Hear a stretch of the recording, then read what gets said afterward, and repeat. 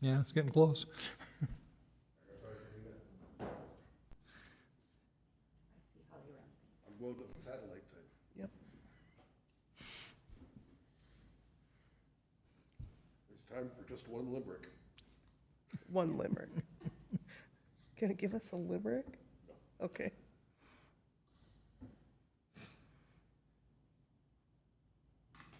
That's what I'm gonna be thinking about the entire meeting. I know. I like it.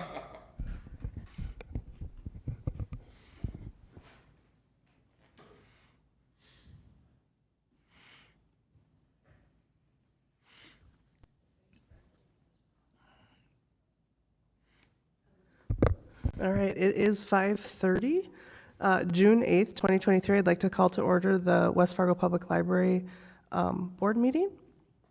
First, we'll take attendance. Tony? Here. Alana? Here. I'm here, and Larry. Here. All right, and we are missing Mandy. So next, we'd like the approval of the order of the agenda. I'll move to approve. I'll second. Now discussion. Yep. So I would like to add to the annual report as an action item. I would like to remove financial reports from consent agenda to regular agenda. Do we need, I make a motion to move move the financial reports from consent agenda to regular agenda. I'll second that motion. Okay, we have two motions on the table. I second your motion. Okay, Motion and amendment. so all those in favor of adjusting the agenda as Alana in the motion had, in the second had agreed to, say aye. Aye. Aye. Any opposed, same sign. Change of that agenda is approved. And the approval of the order of the agenda? Because we hadn't voted on that yet. No, we have to vote on the consent agenda. Yep, let's vote on the consent agenda. We do have a motion and a second, or no, but we haven't, yep, okay. I move to approve the Thank you. consent agenda with the approval of the minutes from May 11th, 2023. Second. Okay, we have a motion and a second. All those in favor say aye. Aye. All right, so for our regular agenda, we're gonna go to number 1, and we did change that to the in action item, so it's from old business 2022 annual report.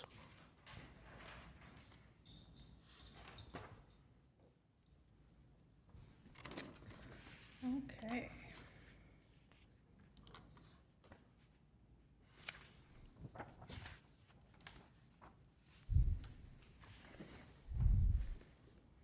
All right, good evening, board members. My name is Ellen Rosso, and I am the communications specialist for the West Fargo Public Library.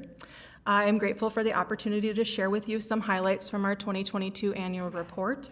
The full version was made available to you in the agenda packet, as well as I just gave you some printed copies. And following my presentation, I'm going to request your approval of the annual report so that we can present it on your behalf to the City Commission. So, with that, let's get started. I will be primarily pointing out some highlights from the last few pages of our report, which goes over the last 5 years. As you know, the last 5 years have included many transitions at the library. We've had various directors leading the team and service changes due to the pandemic and a host of other things, change in community needs as West Fargo grows as well. It was really fun to put together compiled data for the last 5 years because despite the challenges that we've seen, the library still continues to thrive. According to available census data, the population of West Fargo has increased by about 11% over the last 5 years. The West Fargo Public School District has also seen consistent growth, as you all know. I'm happy to report that the West Fargo Public Library usage not only mirrors that growth, but surpasses it. So looking at program participation for people of all ages is up 24% since 2018. It's really exciting to report that we had over 18,000 participants in library programs last year alone. A big one, Storytime attendance has nearly tripled from 5 years ago. And Storytimes really are a fan favorite at the library. I'm not sure if you guys have had the chance to see or attend any, but Storytimes at the West Fargo Public Library really are an explosion of activity.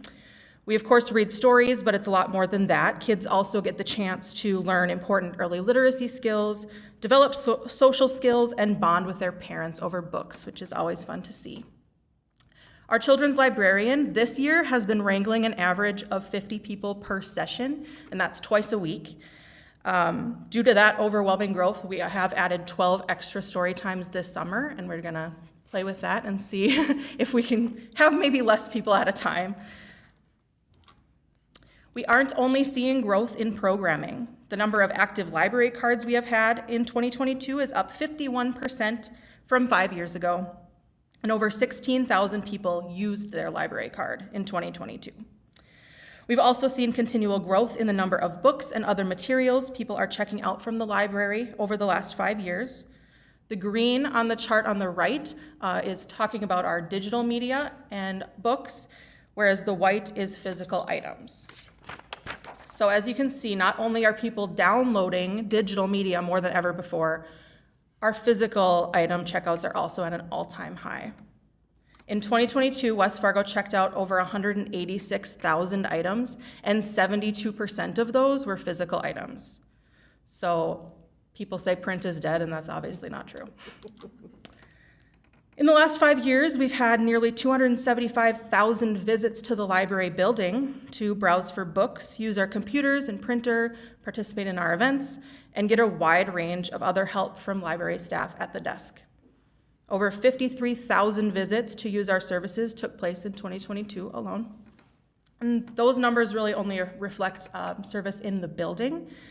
It doesn't include the other people who have our services brought to them or access our stuff online or visit our pop-up libraries at parks and events. For those, we did deliver 2,503 books to local senior facilities and West Fargo daycares last year. We also served hundreds of people through new senior activity kits and memory care kits, and we also offered comprehensive storytime sessions that I was talking about before at daycares themselves. We also continued the Little Red Reading Bus program last summer, bringing books, games, and activity kits for the whole family to 6 West Fargo parks weekly during our 10-week route, and people checked out over 2,500 books from us last summer alone. Lastly, we have issued nearly 18,000 new library cards over the last 5 years, and a little over 4,000 of them were last year alone. So those are some of the highlights from 2022. Before I stop talking, I do want to publicly thank the entire West Fargo Public Library staff for all of their hard work, as well as our wonderful volunteers. And as a representative of the staff, I also want to thank you guys for dedicating your time and energy and donating your evenings to be with us and help us succeed. And I also want to thank all of the library's patrons for their support and for helping the library to be the vibrant hub of activity we've been for 51 years now. Thank you for your time, and I'm available for any questions at all. Thank you. That was a great report. Are there any questions? Would you entertain a comment? Absolutely. Okay. Well, I'd like to continue to beat on the drum that I've been beating for a while, and that is the need for a new library building. These numbers could only improve with a building that reflects the growth and dynamism of the city of West Fargo. I'd like to note for the benefit of the commission that this facility dates from the administration of Franklin Delano Roosevelt and his Works Progress Administration, which means that we're rapidly closing in on the centennial of the building. It in no way accommodates a modern public library, and it is my belief that the sooner the library can get into a new modern facility, the more these numbers of participation, library cards, checkouts will increase. It needs to be a building that reflects the forward-thinking and dynamism that is the city of West Fargo. It needs to be a destination location. And I believe that it can be. I believe that there are enough businesses in West Fargo who would be more than happy to support the building of a public library and who would be more than happy to sponsor a chair, a desk, a table, a meeting room to defray the cost of the building of the public library. If you could forward those comments to the commission, I'd appreciate it. Thank you. Thanks, Larry. Any other comments or questions? Again, I would echo your statements, the thanks to the staff, thanks to our board members, but thanks to our patrons too. I think even with COVID in there, it's been a great last 5 years, so thank you. I will make a motion for the library staff to take this report to the commission. I'll second that. Okay, we have a motion, a second. All those in favor say aye. Aye. Any opposed, same sign. All right, thank you, Ellen. Thank you. Next on old business is a staff request for the 2024 budget. And I will make a motion to table that until we have a director hired. Second. We have an motion and a second. Any comments? All those in favor say aye. Aye. Aye. Any opposed, same sign. That motion passes. Next, we have the library marketing and communications specialist job description. I will also make a motion to table this until we have a library director hired. Second. We have a motion, a second. Any comments? All those in favor say aye. Aye. Aye. Any opposed, same sign. All right, next we have our building fund budget line item, and it is an action item. And so, Alana, I don't know if you have any updates from that, or if Kirsten is going to come up, or, I don't have okay. updates on that. That is not what my questions are regarding. okay, What is the action requested on this? let's look.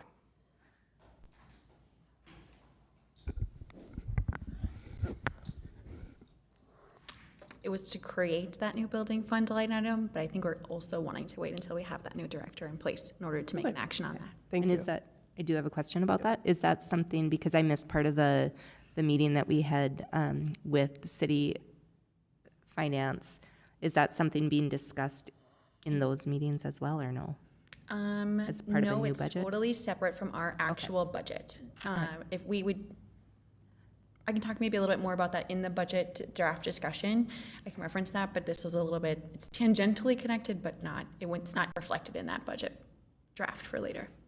Okay, based on today's information, I move to table this item.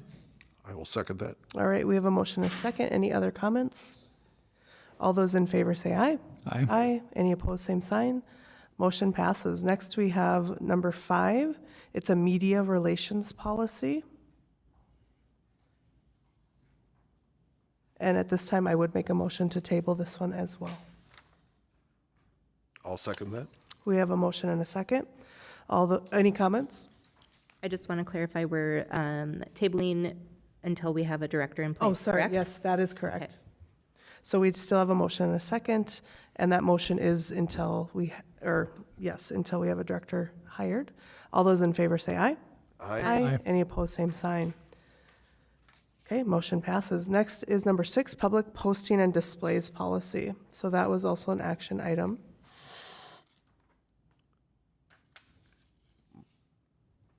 In continuation, until we have a director in place, I think we should continue to table this item. I move to do so. I'll second that. Any comments? All those in favor say aye. Aye. Aye. Any opposed, same sign. That motion passes. Next, we have internet and computer use policy. I do believe that we can hear this one today. Okay. So the two policies or this policy, I have the Before former. we start discussion, I'll move to approve this policy. Oh, perfect. Oh, we have a motion to approve this policy. Second, We have a motion and a second. Comments? this is where you start. Thank There you. you go. I appreciate that. The changes in this policy that are being proposed really highlight the SIPA compliance that we already do at the library, but calls it out in a policy format. The policy we had previously also did not identify internet use within the library, only talked about our physical computer use.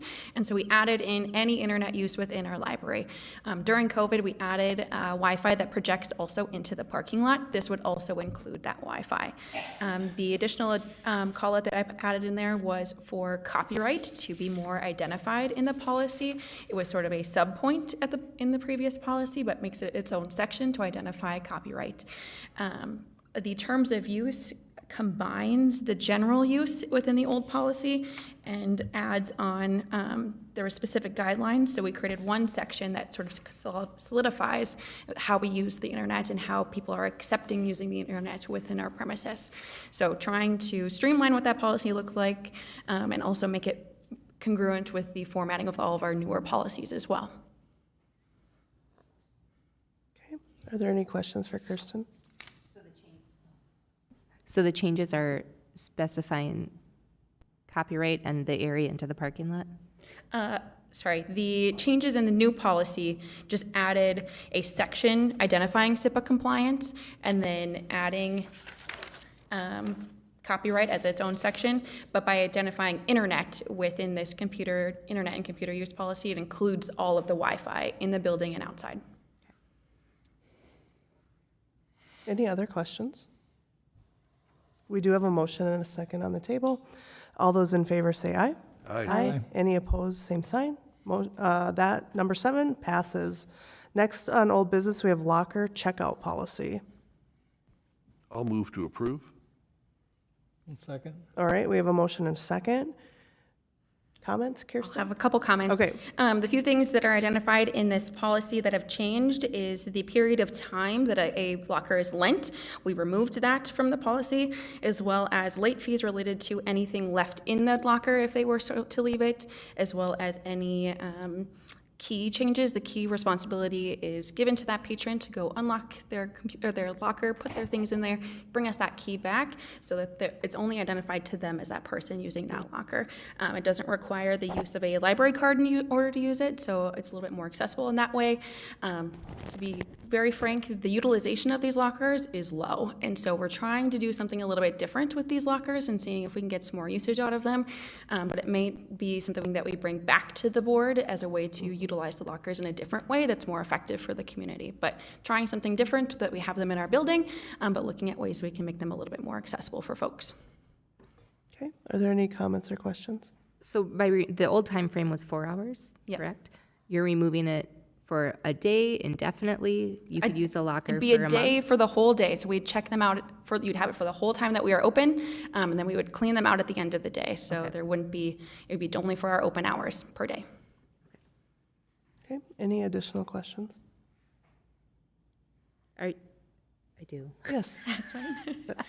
So since a library card isn't linked to them anymore, for security, is there another way that you're tracking who is using it just to make sure that there is nothing nefarious happening with the lockers? Not currently represented in this policy, but it would be our next thing that we would do is congruent with all of our other things. If we're using a meeting room or any things like that, is to show a photo ID. Okay. Other questions? So there'd be no electronic record of the locker usage, right? Correct. But there would be a record of locker usage. It's in print? Correct. Okay. Larry and I seem to be confused, so if I rent a locker, can I then give the key to Larry and he can pick up the stuff at the end of the day? Nope, that key comes back to the service desk. So I have my key, I go unlock my thing, bring key back to service desk, I come back to the service desk to grab my stuff whenever I'm ready to leave. Now I understand. That answers my part, but I don't think it doesn't cover your question. That's all right. I think I get it. Okay. Tony, do Okay. you understand there this better other- than we do? No. I wouldn't go that far. Okay, okay. Any other questions? Okay, we have a, It'll be interesting to see how this works out. I'm sure that there might be, reserve the right to change our mind at any time. That is fine too. I do appreciate that you are trying to make it more accessible to more people in the community. I think that that is a good idea. thank you, yeah. No, I'm just waiting. Yep. Nope. Yep. Okay. We do have a motion and a second. All those in favor say aye. Aye. Aye. Any opposed, same sign. All right, that one passes. Next, we'll move on to new business. We have the 2024 library budget draft review. Before we do that, can we talk about my items? Oh, the- yeah, sorry. Moving it Yes, down? Okay. Of course. So can you pull up the finances? I'm not sure what page number it is. I can only access certain things on my phone, and I chose to access the email that I sent. So to be fair, when I read the information, reviewed the information, I did email and say that I was going to ask to move it, and then told her what the questions would be so she could come prepared. Thanks.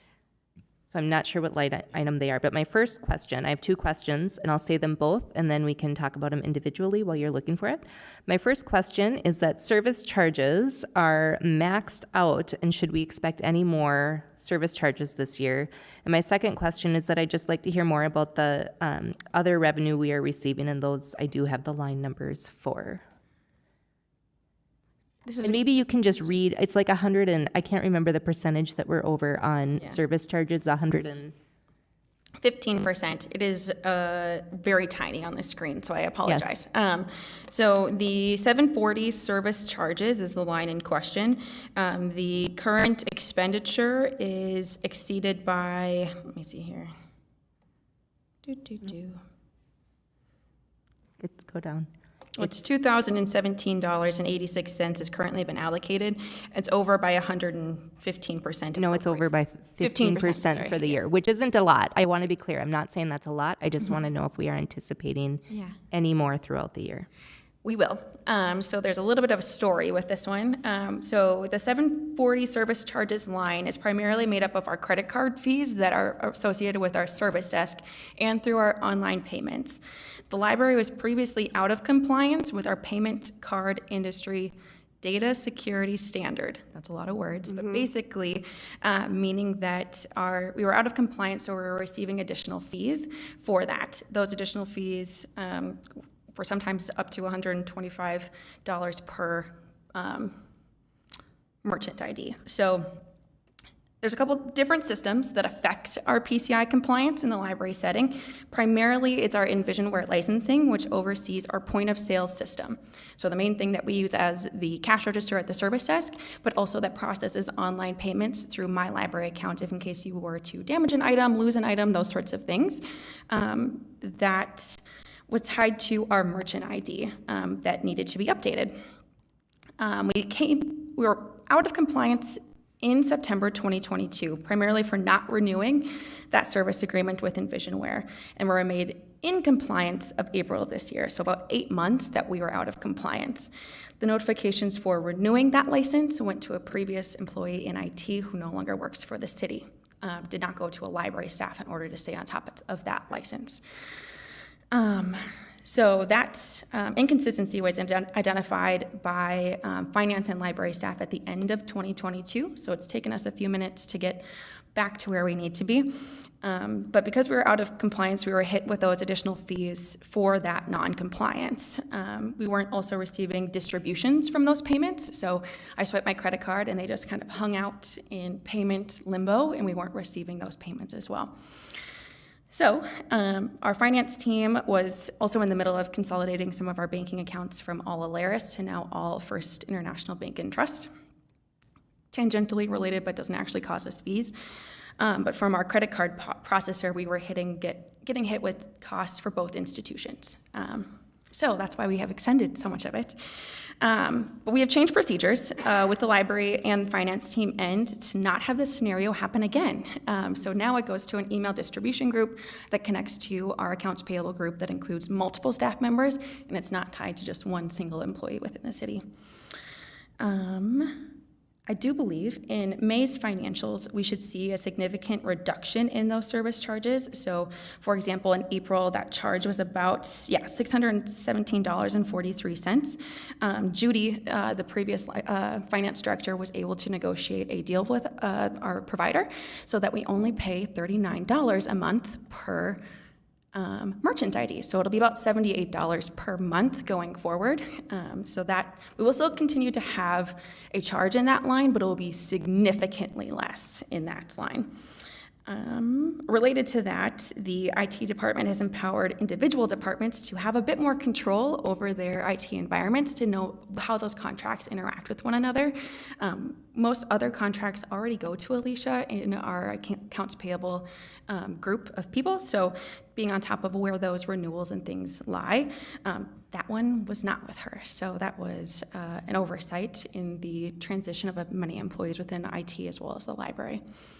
So there will still be charges to that line, but it will be much less going forward.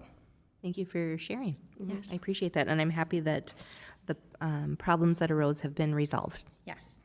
Okay, my second question to review is it's lines 360000 or 360,000 if you want to do it that way. And then right below that, it's at the end, it's under revenues. Yep. And I just want to know what other revenue, that's what it's called, what we're receiving. Yeah, great question. Let me see if I can find that in here too for you It's guys. at the end. Did I miss it? It'll be at the last page, I'm pretty sure, of all the financials. Blah, blah, blah.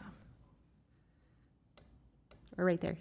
I think it's at the bottom. It's in the balance sheet. There's revenue. Right there, that guy.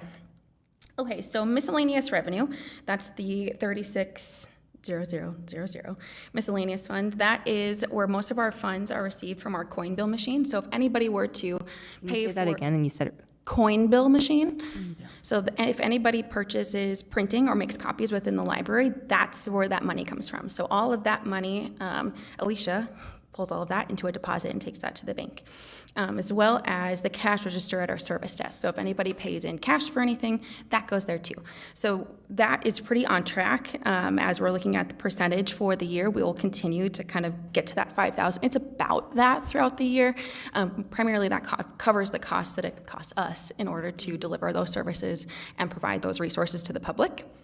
Is there any questions about miscellaneous anymore? Does that feel comfortable? No.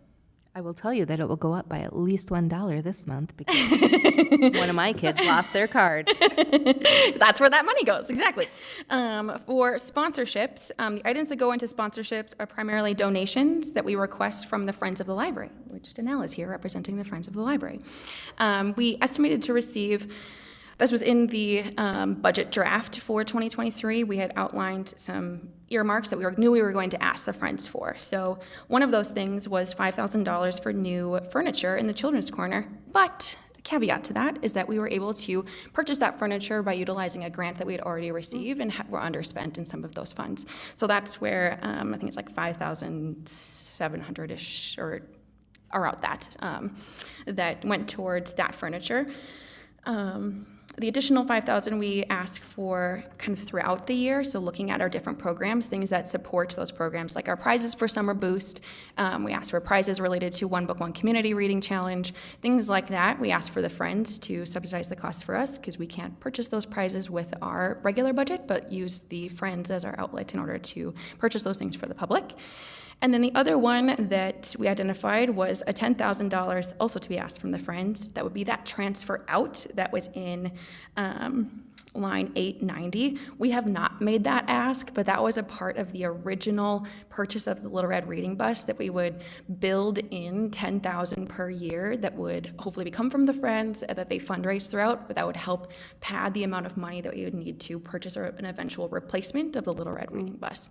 So that is, I know it's just very tiny, I'm so sorry, but 890 transfers out budget and variance. We have not made that ask, nor have we conducted that transfer out, but that falls into that sponsorships budget of that $20,000. Things that we have asked for them already, but maybe haven't totally seen all those reimbursements for, was $1,300 that we asked for programming. That we've started purchasing those things for Summer Boost, as well as $2,000 to fund a teen intern. That offset cost will be in addition to our part-time salaries line. Last summer, we had a grant that funded our teen interns. This year, we're asking the Friends to fund our teen intern, as well as a few things that will go to promotional. So we requested that we would purchase some new t-shirts for summer. It's hot out there. We sweat through those t-shirts. So we ordered some new ones. And also for our new staff to order to get those new t-shirts too. So that's kind of where that $20,000 breaks down to and why we haven't maybe gotten to that full amount. It's sort of something that goes over the year. And yeah, so it's not totally quite to that spot, but ways that we look into it to get it to. Anything else? I move to approve the financial report. I'll second that. All right, we have a motion and a second. Any additional comments? All those in favor say aye. Aye. Aye. Any opposed, same sign. That passes. Next, we have our director's report. You have one more thing. We have one more thing. Yeah, I interrupted. I moved that to number 1. Okay. So still the library budget draft review?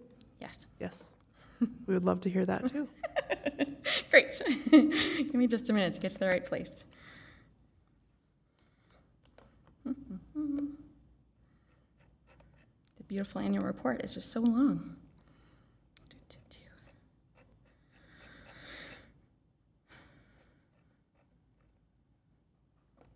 Okay. Perfect. Oh gosh, I zoomed way in too. Zoom in just a, oh gosh. Maybe. Presentation mode. Yeah, is that the one I want? Okay. You're so smart. Thank you. Perfect. All right. Well, I didn't introduce myself the first time. I'm Kirsten Hannigan, the Adult and Patron Services Manager, also serving as the Interim Library Director. So we are going to be talking about the 2024 Budget Draft Review. We will walk through kind of the steps that we've already gone through within the city, as well as working with a few members of you guys as our budget committee. I am really only seeking feedback and input and any questions that you might have. We don't anticipate to take any action today. There's quite a few unknowns yet in this draft that we need to iron out yet still in the background. Did you say 2024 budget review? Yes. Oh, it's right on my slide. I'm so sorry. Yes, that should be 2024, not 2023. But this budget draft was reviewed with Commissioner George, who's not present tonight, but with Alana as well, as our consultant Ryan Graff from AE2S is the consulting group that we've been working with from the finance department, as well as Dustin Scott serving as the city assistant administrator. So let's jump into it. We have a few general assumptions. The general assumptions that are being made. All city departments are taking into consideration these assumptions. They might change, and those will be coming out of that city commission deliberation after your guys' approval of this, after July. So there's a few of those elements. So the cost of living adjustment is something that always gets approved after you guys approve the budget draft, which creates a little bit of a wrinkle as we move forward. But that they're estimating for budgetary purposes 5% increase there.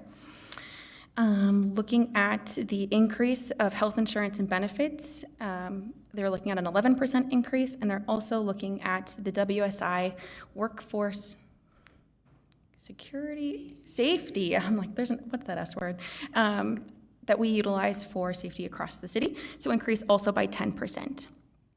So those are some just preliminary costs across the board that they're looking to have those things increase.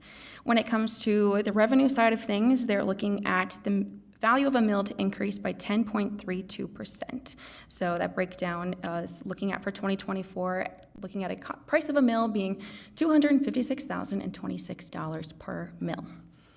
I do not have utility rates or anything included in this draft.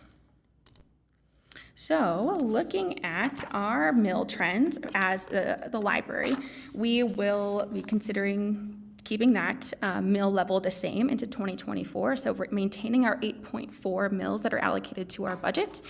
That's an estimated total revenue of $2,150,618 for the library. In that graph to the side there, you can see the converging lines as we're getting our red and yellow to be more closely matched. We've had an interesting past of where those numbers didn't quite line up with one another. So getting closer to where those costs operating are close to what we are actually receiving from the city as well. So from a highlights perspective, things that we're looking at from a the highest level of our expenses, our revenues, and then that balance. There's some remaining variables, though, in both expenses and revenues. We do not have the levy discount, so when folks pay their taxes ahead of time and they get that discount, that's not represented in that revenue. Our state aid calculation was delayed a little bit because of the legislation that passed through North Dakota this last year affected how state aid was going to be calculated for libraries across North Dakota, which then delayed our process for getting all of our paperwork then back to the state. That is due back to them by next Thursday, so ours is already submitted, but waiting to hear back what our official calculation will be for 2024. Just came out a little bit later than it normally does for us. The other element here is the costs related to staffing proposal variations. Since we're kind of pausing on what that looks like, there's a couple different variations that we'll talk through, of which I don't have final numbers for at this point in time today, but having some options for you guys to consider and give me some feedback on as we move forward. Because is that the difference then? So if we look at for 2024, the expenses versus the revenue, it doesn't total then the balance. Oh, gosh. Maybe, So the numbers are off somewhere, yes, because if we looked at the numbers as they were here, it would be 51,000. that's very possible. So I don't, Yes, somewhere, thank you. nope, I just wanted to point that out Thank you. before we move any further, Yes. like with the commission or anything else. Yeah, this has several rounds more to go before we Fair get enough. to that point. So absolutely. There's a few caveats in that expenses line too. It has a few people in the wrong spot because when we sent that initial draft over to the consultant, that we had a few more staffing changes, that people were promoted and people have moved into different roles. So that number expenses is not quite accurate either. So there's a few pieces and elements to that as well. So looking at our other lines, not related to staffing or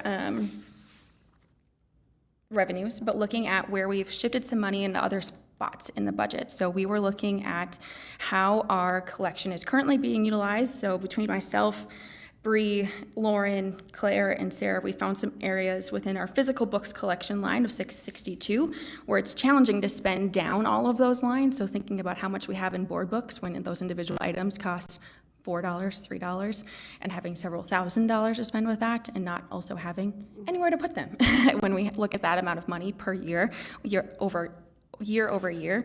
So looking at a few places where we can decrease the physical book budget and shift that to where our utility is continuing to increase is our ebook and e-audiobook utilization.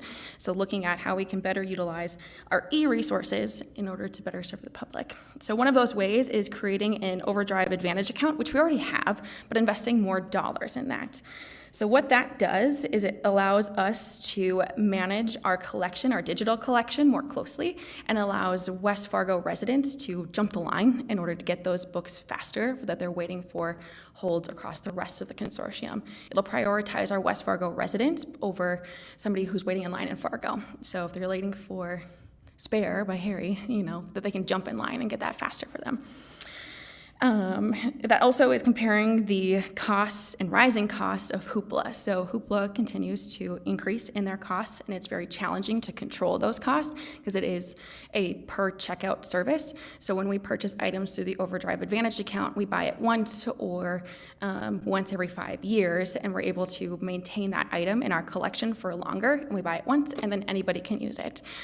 It does not do the same things as Hoopla, where we can borrow the same thing at the same time, but it creates a more controllable expense for our collection development team in order to also still increase the loans for the public. We're also looking at moving some lines from our AV budget, so our physical audio video, so our audiobooks, DVDs, those sort of collections, and our technology line to subsidize some costs across furniture, programming, our Library of Things line that we'd like to add, which is still in discussion with our new finance director. We haven't been able to add that, but we want to have a specific collection line for the items that we have that circulate to the public that aren't books or digital or media, but ways that we can better identify costs for things like our hotspots or memory care kits when we eventually launch that to the public, ways that we can better control those costs and budget for new things to be added to that collection. as well as our shipping. So we continue to see our in-transit holds that go across the consortium to increase, those costs either being us sending items to other libraries so that they can circulate, or our patrons requesting items for other libraries to consume, as well as sending things to the state library for interlibrary loans. As we look at those rising costs in shipping, we want to allocate some more money to that line to continue to keep up with the need by our patrons. Can I ask a question? Yeah. And it's about the graphics, so I just want to make sure I understand. So is the, under books, for example, the 11,800, you want to move that much over into e-resources? Is that Yes. what the proposal is? Okay, and then what would still be left in books for? You might not know that right now, but Yeah. but I just want to make sure that when it's presented to the board and those changes are made, that we understand, because we want to make sure not to shortchange Books. traditional Yeah, uses of the absolutely. library and the other things too. I just wanted to make sure. So again, with the graphics, we'll just do the top. You want to bring books down by 11,800, and you want to bring e-resources up by 11,876? Correct. Okay. Thank you. Yep, I can add that in there. Let me make sure I cover all those things. Oh, in the furniture area, we want to add additional interactive furniture as well as appropriate sized and height tables for our children's corner. Right now, the size tables that we have, the height they are, doesn't always maximize the utilization by the audience that we're serving in that area, and also increasing some shelving for our Vox books, which are a incredibly utilized collection for folks in that age area. So wanting to have additional interactives as well as storage and furniture for that space. So that is included in that furniture line. I can certainly add some more graphics in there for that. So the part that has the most caveats and unknowns in it is the staffing part of the budget. So what is included right now is the baseline is what is represented in the spreadsheet that is, or financial sheet that is in the board packet. And that is that the current library assistant structure, that stays as it is. But it adds money to have the library sustain the cost for 2 teen summer interns. And it's a position that's already been board approved. It just creates that funding that we would have to be able to maintain that position. Creating new positions would be an outreach services coordinator. In our whole picture of the staffing area, the two areas that need the most investment are the service desk as well as our outreach services. As we look at our outreach services area, in 2022, we utilized grant funds through the Friends of the Library to fund 4 teen interns, and this year we have 1 through the Friends fundraised monies. And we want to establish some consistency with staffing in that need to have 2 of those summer interns going forward. That position description, like I said, is already approved, but they are an incredible help as we are out and about in the community and help us continue that service and create opportunities for that in the future. As a bigger picture, looking at outreach, the outreach services coordinator would be a full-time benefited position and report to the youth services manager. But they would conduct outreach to the whole community, not only youth. Primarily, it would be youth, though. So they would be responsible for that Little Red Reading Bus route, promotional outreach to youth and adults, extending our community events that we already go to, like the Street Fair, West Fest, those sorts of things. But that would allow youth services to fully leverage their programming team for in-building for teens, middle graders, elementary youth, and expand that outreach for adult and youth services as we continue to have conversations about buildings. Yes, do you have questions? Yeah, I do have a question. So you are saying that in this proposal, which I know we aren't voting on right now, I just want to make sure I understand, the outreach services coordinator as a full-time position, if approved, would report to the youth services manager? Correct. And what would happen to the part-time outreach services assistant that's under the adult services manager? Would that still remain? They would remain. So they have a it's very an different function. additional, okay, I just wanted to make sure I understood. Thank you. Yep, absolutely. Yeah, they have a completely different function. In the grand scheme of like the longevity of the library, we ideally have an entire outreach department. At this point in time, I don't think our services are quite there to, one, support that in a budget or functionally do within the community, but having ways that we can have building blocks to that department. in the future. Yes, Larry? Would there be any consideration into transforming the Little Red Reading Bus into a full-service bookmobile, something that would serve all the constituency? That certainly is a conversation that we're having. So they would be primarily responsible for the summer route, which is primarily focused on youth, but by having this position, we could expand that route to other times of the year or conduct different outreach that serves also adults more than we're currently doing. With the positions that we have in adult services currently, with our new adult services librarian, a lot of their focus is more reference in the building, as well as programming and collection development and those things, where if I could have this position, that could do more of that true outreach to adults where we pop up in different establishments or we attend more events or things that specifically serve adults within the community, not only youth in the community. Does that help? Cool. As we look at that position too, they would also assist with our volunteer support as well. So right now, how volunteers are supported within the library is primarily the adult and patron services manager, and myself, as well as the different librarians and library services managers within their departments. So when there are new volunteer opportunities, that supervisor oversees that activity, and with this position could assist with that oversight of volunteers across the library and creating more engagement opportunities for our volunteers and identifying more ways that we could leverage volunteers within the library.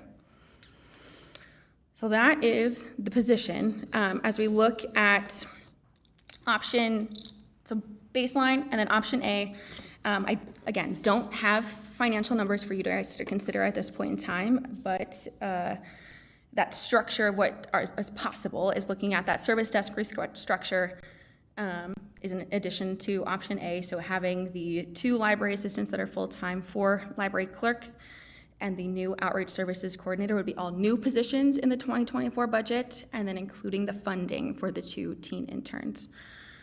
Option B looks at prioritizing the service desk structures. There's kind of, that's the dichotomy of these different options. So baseline prioritizes outreach, option A prioritizes all of them, and then option B prioritizes the in-library service desk structure, so how we want to deliver services in building. So there's ways that we can potentially fund these positions with our current millage, but I don't have all of those numbers to talk through with you guys today, but that would be something that within the budget committee that we would continue to discuss. Okay, I do have timeline question. So we have to, is our goal to approve a budget at the July meeting to present to the commission? Ideally, yes. It is my opinion, and the board can share theirs, that you continue with the baseline model as we continue to table the other restructuring of the organizational structure and employee opportunities. Because I believe that we will continue to table that until there is an actual library director in place. I'm not saying they're bad ideas. I don't want time wasted on things that I am not willing to vote for. I'll let the other board members speak for themselves.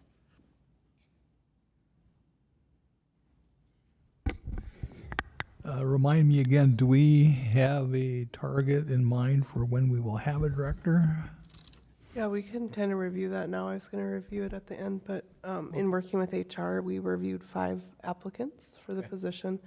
From that, HR selected 3, which I agreed with. And then working with Mandy as another rep to sit on the interview team. It looked like the dates that Mandy could make it were the 26th and 27th. So We're moving along. we're moving along. It was a little later than we anticipated, but just because of availability. And so, Alana, to your point, yes, I think we should move forward with the baseline because we will not be able to make any of these decisions before a new director is hired. And depending on where that director comes from, that transition of when that director would start. So, I would agree. I have a clarifying question. So within the baseline structure, a new position being proposed is that outreach services coordinator. Would you like that to be in the future draft, or would you like that position also to wait until a new director is selected? I am willing to keep something. I think we need to have some bookmarks in there so that we don't lose funding. I know we had done that in the past when we were having a deputy director. So I'm comfortable with keeping that in. I don't know how everybody else feels. Yeah, I would agree. So without making a motion. You're right. You don't have to make a motion. The board is suggesting that for time's sake, as you work on this, that you work on baseline, and whomever the new director is can share input at that time. Perfect. I feel like all I have left is org structure. So that's all I really have left, is showing the different ways that would then be represented, the different baseline, option A and option B. So where those people would fall into the different departments that we currently have and where they reside. Any other questions from me on this topic? Thank you. Perfect. Thank you so much. I appreciate your input. That is very helpful. For the next steps of what this looks like, we will be looking to have more of those unknown items solidified in the next few weeks. So working on the accurate revenue numbers, that'll be a Ryan and State Library conversation. So needing to have those numbers from Ryan, our consultant, and then getting that actual calculation from the State Library for state aid for the next year.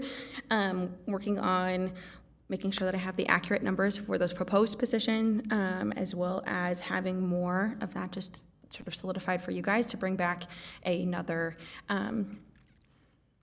proposal for you guys. From a board committee perspective, do you want another review with the budget committee before we talk about this at the July meeting? Yes, Perfect. I'll get that on the books. if it works, schedule-wise for people, yes. So we will ideally approve a budget in July, and then when does the budget go before the commission? Isn't it like September? So there's a couple different steps in between. So they do have some, they call them brown bag sessions, so the no action will be taken during those sessions, but they roll up what you guys approve into the larger city budget for those conversations to happen with commissioners, and they sort of pick and pull things apart, talk about where they want to either move mills, those sorts of things. Those will happen, I think, through July, as long as all timelines lock up, and then being able to, yes, I think it's September or August. I don't have that timeline directly in front of me for when they do the final approval. And I will advise that library staff and the board pays attention. At the last budget cycle, there were changes made that the board did not approve of.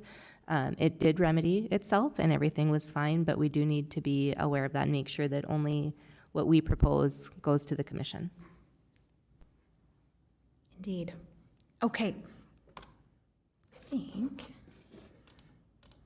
Any additional questions or comments? All right, thank you for that piece. Are you ready for the director's report? So ready. All right. So ready. Again, I'm Kirsten Hennigan, Interim Director in Adult Services and Patron Services Manager. So add a little addendum, Interim Director's Report. So looking at things that are going on within the library, ever busy, with June hits and then it turns a little crazy. The two comments here on the screen are two experiences from the last few weeks. We have heard elevator feedback a lot within the library. This was more around previously it was more around the large print collection. The movement of that collection has been largely positive. People have been very excited to see that downstairs, but now that we have more folks using our meeting rooms, we're receiving a lot more feedback around elevator use to access our meeting rooms, which are located on the second floor. Some don't mind needing assistance from staff in order to access those elevators, but there's quite a few that would prefer to not have to ask for help in order to use the elevator within the library.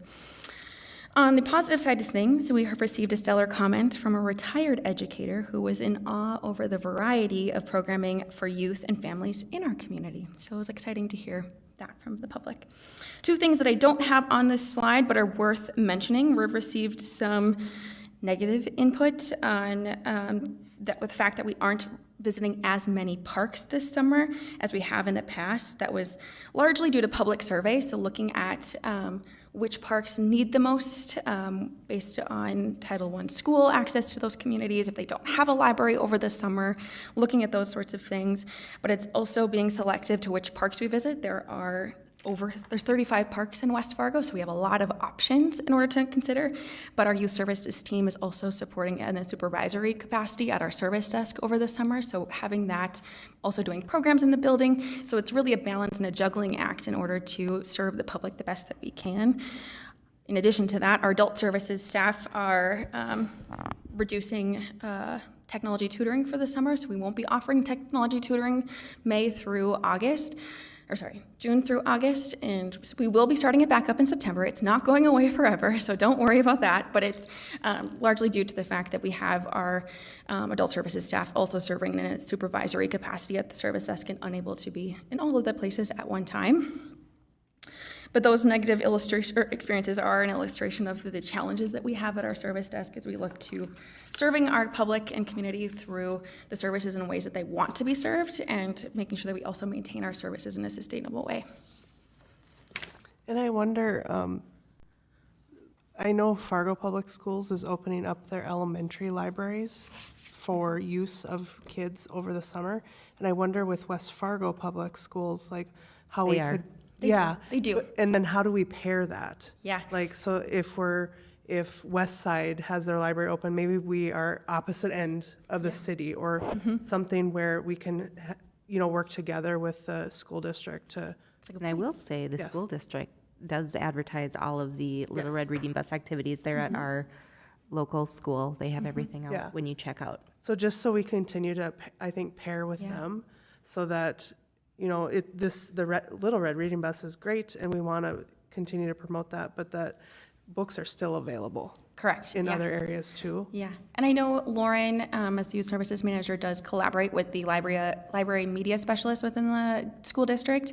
I think it just came out a little bit later which schools are going to be open for this summer than when we announced our Little Red Reading Bus schedule. So looking at closing the gap between those timelines and when those decisions are made are something that we're looking for in the next year or two. So you're on the money. Great, thank you. Yeah, absolutely. On the administration side of things, we received word from the State Library that we have achieved the developing status again by the North Dakota Library Coordinating Council Library Standards. So our performance that is measured in that is the 2022 metrics, so the things that Ellen talked about today in our annual report. We also received that status last year as well. That status then allows us to be eligible for the Library Vision Grant in ways that the State Library and that Coordinating Council are creating ways for libraries to increase their services. A lot of them are around collection development. For example, one was about tablets and launch pads that we utilized as well. So there's lots of ways that then the State Library then supports our operations too. Talked about this a little bit earlier, but the state aid application is currently live and already submitted. They're to be submitted by next week. Something you guys are aware of is our Office 365 project is a rollout. That has been a long time city project that pieces that have been sort of falling in place for that to happen.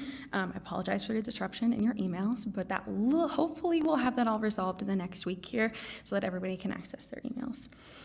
On the horizon, the city is looking at a assessment of our Wi-Fi access. So specifically, that will affect us in how the public uses our Wi-Fi, the infrastructure that we have in comparison to new buildings that are being constructed for the city. So like the fire department that's newer is on a different system than what we have. So looking to consolidate those operations so that we don't have two different systems trying to talk to each other and having issues. Many disruptions have happened in the last about month with either things that are just strictly our environment issues, as well as North Dakota State IT is rolling out some updates and things for additional protections, which were in conflict with our environment. So there's some just little hiccups as we look at, if you receive feedback from the public about that, that's kind of where that's coming from. Looking to have a more proactive, future-looking idea of what that looks like in a supportive way for our public, because Wi-Fi is very integral to many of the things that happen in the library from a support of our own services, as well as folks just wanting to use our Wi-Fi. Lastly, Ellen added a Nextdoor as a social media channel, so we have about 7,000-ish captive followers. So we're looking to continue growing how we are reaching folks and talking about the library within the community. So different digital ways that we reach them. Has any feedback been received from, let me put my microphone on. Has any feedback been received from Nextdoor participants about the library suddenly showing up? Okay. For the record, Ellen said nothing of note, because you don't have your webcam, but yeah. Looking at the finances, we talked a little bit about finances, but we are 33% expended for year-to-date, being underspent about 9%, and our available appropriation is there on the screen. So still largely due to those vacancies that we've experienced in staffing that were underspent, so we're still on track here. Continuing on the staffing note, we have 3 new folks that joined the library in the last 2 weeks, all the way on the right of your screen. Bria Freeman, she joins us as our teen summer intern for the year. She also interned with us last summer when we had the funding through the Otto Bremer grant, but she was returned to us this summer. We're excited to have her. She's been doing awesome out in the hot summer heat, hanging out with folks at the Little Red Reading Bus.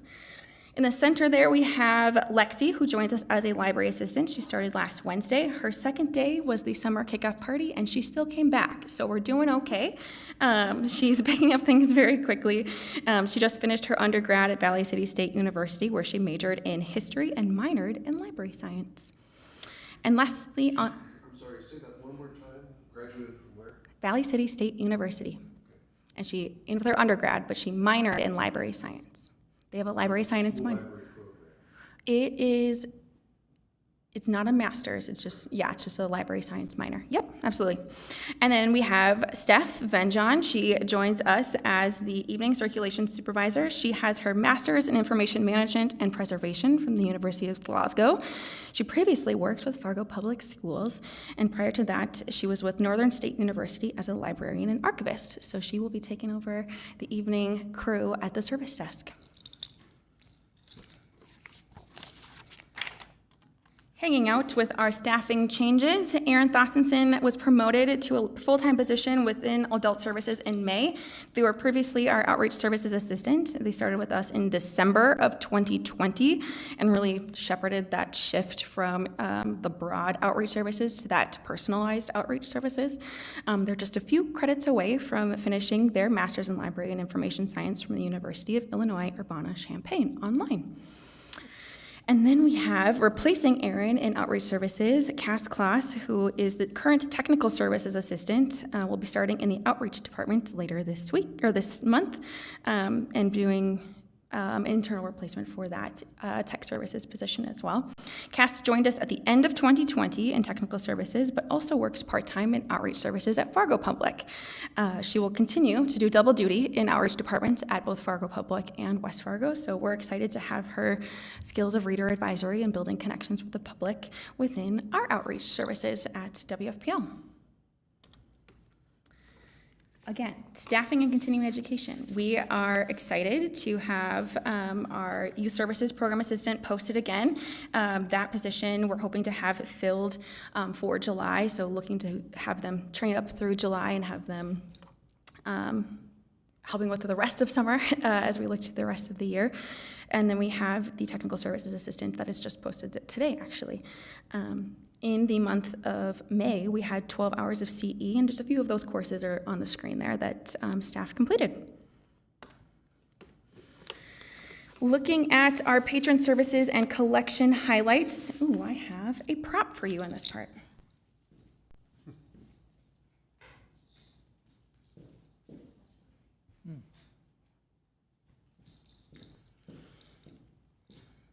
As we look at both patron services and our physical collections, with the highlights that I mostly will be talking about today, we're continuing to see growth for library card signups, like Ellen talked about, beating our pre-pandemic numbers. Our digital circulation continues to climb, as well as our physical circulation. We have received a few comments about the interfiling of adult fiction, with folks wanting to browse by genre, but we have not seen a decrease in circulation. All of the adult fiction continues to increase in circulation month over month, even more so than when we had these genres separated in the collection physically. Which brings me to the spine label project. So you will see some disruption in the three collections identified here on the screen. The tech services team is working on standardizing our spine labels from the 1969 Cuttering system, which identifies an author last name to be consistent with. Pass them back. Did you not? Yeah, sorry. Yeah, slow down. Now that you know what to look for on those spines, we will be removing the cutter numbers from those collections to make it consistent. I know, academic librarian. To make them consistent with our youth collections, so they're alphabetical by last name. With the cuttering system, it's close to alphabetical by last name, but not totally. But there are very few libraries that have our specific cuttering system. Cuttering systems there's a bajillion of them, but our specific 1969 cuttering system is in very low utility amongst libraries, and cutter numbers are very common amongst our academic libraries. With that change of cuttering, the tech services will be adding genre stickers for fantasy, science fiction, and mystery. For the adult fiction collections. Previously, the genres that were separated out physically within the adult fiction collection were mystery, western, and sci-fi and fantasy were combined.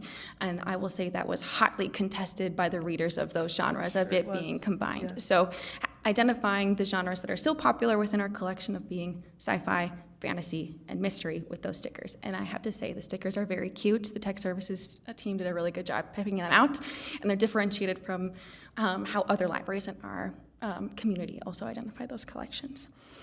The collection will continue to be interfiled, but with that additional stickering, we're looking at that being that way of passive reader's advisory and that browsability increasing then for those collections, that sticker is not going away, that there's ways for that to continue to separate those books within the collection.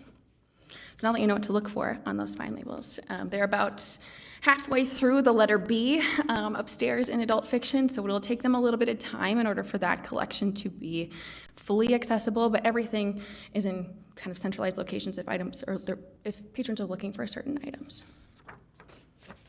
Any questions about that part? Cool. Looking at our programming side of things, we had almost 1,000 second grade students come through the library in the months of April and May for their spring field trip. It is a very busy time when we have all of those second graders coming through the library. But it's really a good advertisement for all of our summer programs, but also introduces students to the library at an early age. And for some, it's their first time visiting us at the library. Like Ellen said earlier, we continue to see an overwhelmingly good attendance at our Baby Boost Storytime and Ready to Read Storytime. In April, we had 271 attendance, and in May, 386, with only one more session just due to how the weeks kind of played out in the month to month. That's over 100 more people that came to Storytime in May. With that, like Ellen said earlier, we will be adding a Monday afternoon session of the Ready to Read, so the whole family story time, starting next week. I don't know what today is. Next week, called Teeter Tots, which is cute. That monthly story time for kids that may be a little too old for Baby Boost, but not quite advanced enough for that pre-K Ready to Read time. So kind of that same format, though. As we look to summer, we had 264 folks already registered for summer reading before June even started. So we launched our registration for Summer Boost the National Library Week at the end of April, and we had that many folks sign up. I think we have over 500 now that were just 1 week into summer. So, and in comparison to last year, we had almost 1,000 folks registered last summer. So we're about halfway there 1 week in. On the adult side of things, we continue to see our Monday matinees as a crowd-pleasing program with over 80 folks, or almost 80 folks in attendance last month. We have those planned out through the rest of the year, so we'll continue to see folks coming in for those movies in the afternoon. Sorry, wrong direction. A few things that we want to highlight here in the month of June for future programming and outreach.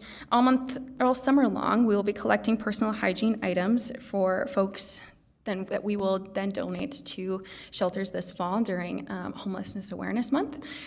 So folks, or things like toothpaste, shampoo, diapers, deodorant, those sorts of things, bring them on by to the library. We'll collect them all summer long and then share them with the community later. This Saturday, we are doing a Make-In Day where we're challenging the community to donate 50 blankets to the Project Linus organization. 50 Blankets. blankets? Blankets. Yep. The library has purchased supplies to make 50 items at the library. We just want the community then to match that 50 so that we can give 100 blankets then to the Project Linus organization, who then distributes those blankets to families in need. For our teens, we just had a DIY self-care event planned. That was very well received. It was a little messy, but still very fun. And then an event for training those future babysitters to learn some safety basics, as well as how to care for children and plan fun activities all summer long. For our grade school audience, we have a flower and pollinator class that happened today. Also well attended, a little messy, but overall very fun. You'll also see that in KBRR. KBRR came in, did a little special with Lauren about the program itself and the importance of pollinators in the community. So watch for that on the local news.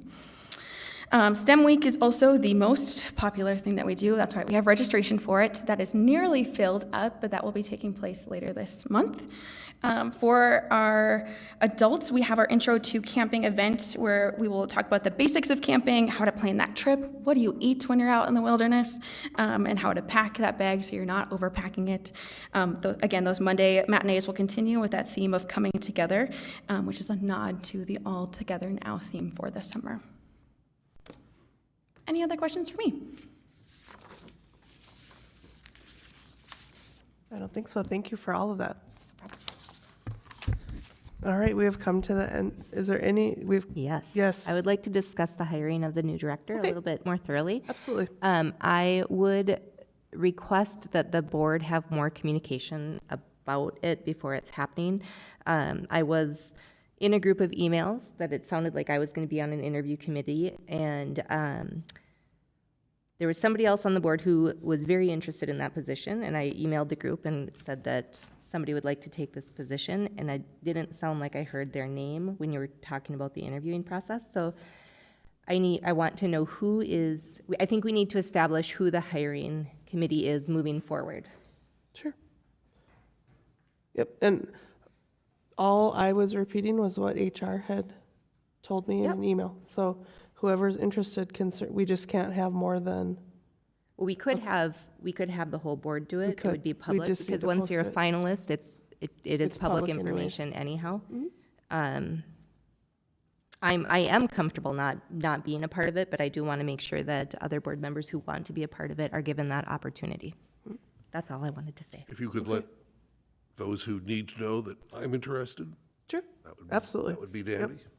My calendar will open up in a couple of weeks, In 15 days. 15 days. Yes, absolutely. I can let HR know that. And I also, so Kirsten, I don't think I did it right. When I got access to the new email, so Kirsten and I had talked about sending out a Google form to all library staff to see what. Did it go out? Well, I got a copy of it because I am also in my email. I don't know who it went to, but I received a copy of it in my email. No one has responded to it, and so I don't think I used the right distribution list. Okay, so, Yeah. Yeah. So she sent a Google form I'm to. not even there yet, so. No, I know, but it's what it is it's a questionnaire for staff, maybe is. for board members. I didn't. first, I was board can, obviously. seeking their input on what they're looking for in a library director, and the question is, did it go to the right Yeah. people? Because, so I think we have an answer. I have it set so that when people, it's all anonymous, but when people respond, I'll get notification. So I haven't gotten notification, so I know that I did not use the right distribution list. Well, our distribution lists are kind of broken with that rollout of Office 365. I can send you an email with all of the email addresses Yeah, that'd you be would great. need, and then that way it'll get to all staff in the Perfect. prompt matter. So, Yeah, and yes, and I'll just set a new timeline for that, and just, I thought, in talking to Kirsten, just important to get staff's feedback on what we're looking for. Thank you. Is there other questions, Alana? Nope, I think just to make sure that the board is all aware of when the interviews are happening so that those who want to and are able to can participate. And I can't confirm the date yet, just because I haven't heard back from HR, but those were the two dates thrown out. Can you say those dates again? The 26th and 27th of June.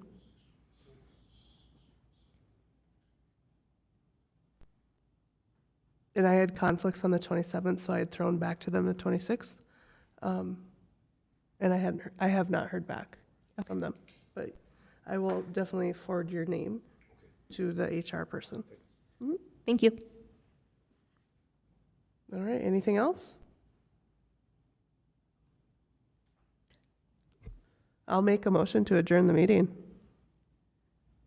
I'll second that. All right, we have a motion, and a second. All those in favor say aye. Aye. Aye. Motion passes. Have a great night. See you guys in July. Yep.